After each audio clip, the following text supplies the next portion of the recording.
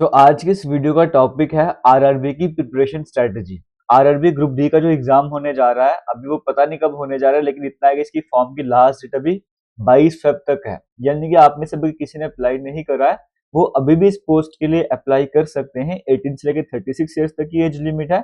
32,000 से ज्यादा वैकेंसीज हैं। आने वाले टाइम पे नंबर बढ़ भी सकता है, जनरली ऐसा होता रहता है। तो अब इस एग्जाम की तैयारी करना चाहते हो, अगर आप बिगिनर हो, तो आपको पहले ये पता होना चाहिए कि पेपर में आने क्या वाला है, सब्जेक्ट कौन से हैं, कितने मार्क्स रहने वाले हैं। तो जनरल साइंस के 25 क्वेश्चन होंगे, 25 मार्क्स का रहने वाला है। मैथमेटिक्स के 25 क्वेश्चन होंगे, 25 मार्क्स का रहने वाला है। जनरल इंटेलिजेंस रीजनिंग के 30 क्वेश्चन होंगे, 30 मार्क्स का रहने वाला है। फिर जनरल अवेयरनेस और करंट अफेयर्स की बात करेंगे, 20 क्वेश्चन होंगे और 20 मार्क्स का रहने वाला है। टोटल 100 क्वेश्चन, 100 मार्क्स का रहने वाला है। 90 मिनट्स का आपको यहाँ पर टाइम मिलने वाला है। अगर नंबर ऑफ क्वेश्चंस के अकॉर्डिंग देखा जाए तो आपको यहाँ पर ये देखने को मिलेगा कि सबसे इंपॉर्टेंट सब्जेक्ट हमारे पास रहता है जनरल रीजनिंग। 30 क्वेश्चन, सबसे ज्यादा मैक्सिमम क्वेश्चन आपको जनरल रीजनिंग या इंटेलिजेंस रीजनिंग से देखने को मिलेंगे। तो इन्हीं बातों को ध्यान पे रखते हुए सबसे पहले जो मैं कंटिन्यू सब्जेक्ट आपको इस यूट्यूब चैनल पर करवाऊंगा, वो ये रीजनिंग वाला ही करवाने जा रहा हूँ। बट फिलहाल अभी हम समझते हैं प्रिपरेशन स्ट्रैटेजी। बाकी वीडियो को लास्ट तक देखिए, सारे डाउट आपके क्लियर हो जाएंगे। देखो, जो general awareness current affairs topic है, 20 मार्क्स का है, सबसे कम वेटेज इसकी है। लेकिन ये ऐसा टॉपिक है जहां पर क्या होता है, कहीं से भी क्वेश्चन बन जाता है। करंट अफेयर्स में से पता नहीं कहां से क्वेश्चन बन जाएगा। जनरल अवेयरनेस में कुछ नहीं पता क्या क्वेश्चन बन जाएगा। बड़ा कंटेंट आपको इसके लिए तैयार करना पड़ता है, वास्ट लेवल पे आपको इसकी तैयारी करनी पड़ती है, तभी आप यहाँ पर अच्छा स्कोर कर पाते हो। जितना मर्जी स्ट्रांग हो, इसमें बड़ी मेहनत आपको करनी पड़ती है। तो जनरल अवेयरनेस करंट अफेयर्स के आपको बारे में बताना चाहूंगा। दो तरह की बुक्स मैं आपको सजेस्ट कर रहा हूँ। एक ये ओसवाल की बुक्स है, दोनों अगर मैं बात कर रहा हूँ, एक है डाइजेस्ट वाली, एक है हैंडबुक वाली। डाइजेस्ट वाली बुक 255 पेजेस की है और हैंडबुक आपको लेना टोटल 160 पेजेस का आपको देखने को मिलेगा। इसमें सब कुछ है, Indian history, polity, geography, environment, Indian economy, science, technology, strategy के करंट अफेयर्स, फिजिक्स, ये सब कुछ आपको यहाँ पर जो है इसमें आपको देखने को मिलेगा। दोनों बुक्स में सेम कंटेंट है, बस इसमें थोड़ा शॉर्ट करके दिए हो, थोड़ा एक्सपैंड करके दिया हुआ है। आप अपने हिसाब से जो मर्जी बुक ले लीजिए और आज से ही आप रेलवे की तैयारी करना स्टार्ट कर दीजिए डेली बेसिस पे। अगर आप इन बुक्स के थ्रू पढ़ते हो, जहाँ पे आपको कंटेंट, इंपॉर्टेंट कंटेंट मिलने वाला है, मैक्सिमम क्वेश्चन यहाँ से आ ही जाएगा। आप डेली के 2 से 3 पेजेस रीड करना स्टार्ट कर दो। मैं नहीं बोलता अब याद करो, आप आज 2 से 3 पेजेस रीड करो। एक हाइलाइटर रख लो, जो आपको लगता है बड़ा इंपॉर्टेंट है, उसको हाईलाइट कर लो। हाईलाइट से करने से क्या होगा, जब आप नेक्स्ट डे नेक्स्ट 3 पेजेस आप पढ़ने जा रहे हो, तो पुराने रिवाइज भी करने पड़ेगा ना। अब पुराने रिवाइज करने में थोड़ा कम टाइम आपको लगेगा, क्योंकि इंपॉर्टेंट क्वेश्चन आपने हाईलाइट करके रखा हुआ है। ऐसे ही एक वीक तक जितने भी आपने पेजेस पढ़ लिए, उन सभी को अच्छे से रिवाइज कर लीजिए। समझ गए हो? एक वीक के बाद 2 दिन कम से कम रिवीजन पे दीजिए, कि 2 दिन तक आपको जो पिछले एक हफ्ते में आपने 20-21 पेजेस पढ़ लिए हैं, वो अच्छे से आपको तैयार हो जाए। फिर एक हफ्ते के बाद जब आपने रिवाइज वगैरह कर लिया, एक दिन का गैप छोड़ के फिर आप दोबारा से कंटिन्यू कीजिए। अगर आपको बुक से पढ़ना है, अगर किसी यूट्यूब चैनल से पढ़ते हो या मुझसे पढ़ते हो, तो डेली बेसिस पे एक टॉपिक आपको करना ही करना है। चाहे उस टॉपिक को करने आपको 15 मिनट का टाइम लगता है, चाहे 30 मिनट का, चाहे 1 घंटे का टाइम लग रहा है, तो डेली बेसिस पे जनरल अवेयरनेस करंट अफेयर्स को पढ़ना ही पढ़ना है।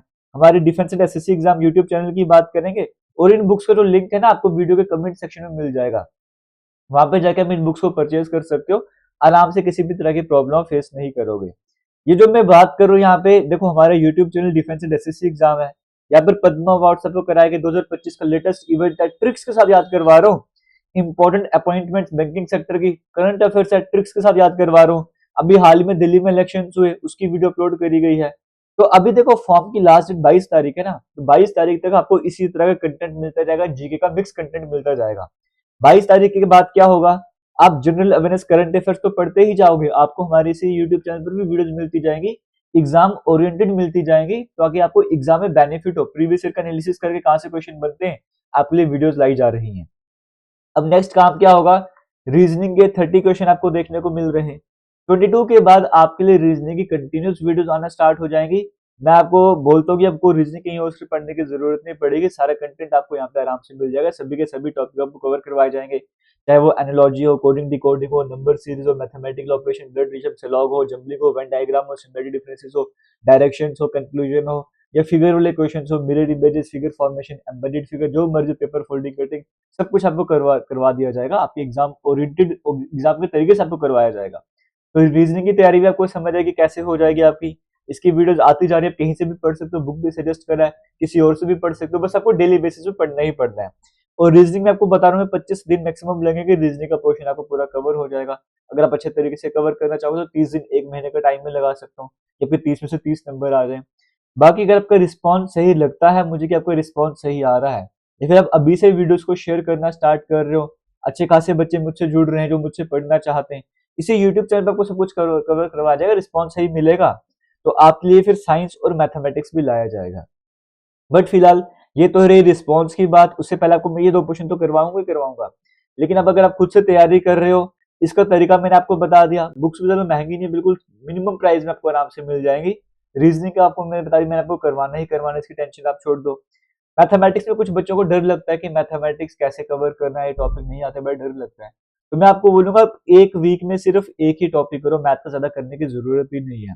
मैं आपको भी नेक्स्ट वीडियो में एनालिसिस करके भी बताऊंगा कि किस चैप्टर से कितने क्वेश्चन आते हैं।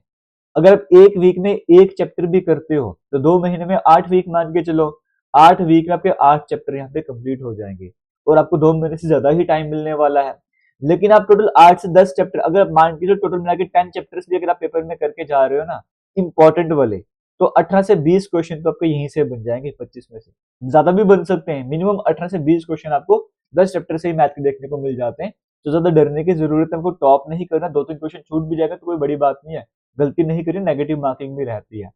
अगर आपका मैथ वीक है, 2 ढाई महीने की मेहनत के बाद अगर आप 25 में से 20 क्वेश्चन में अटेम्प्ट कर पा रहे हो और उसमें से 18 ठीक हो रहे हैं, तो बहुत बड़ी बात हो जाएगी। ये तभी कह रहा हूँ एक हफ्ते में एक ही टॉपिक करो, लेकिन अच्छे से कर लो। तो बाकी आपको वो देखना है कि कहाँ से पढ़ना है, कहाँ से आपको सही लगता है, वो आपको अपनी स्ट्रेटेजी बनानी है, उसके अकॉर्डिंग आपको पढ़ना स्टार्ट कर देना। अगर रिस्पॉन्स सही मिला तो मैं भी आपको कवर करवाना स्टार्ट करूंगा। जनरल साइंस में 25 क्वेश्चन, 25 मार्क्स हैं।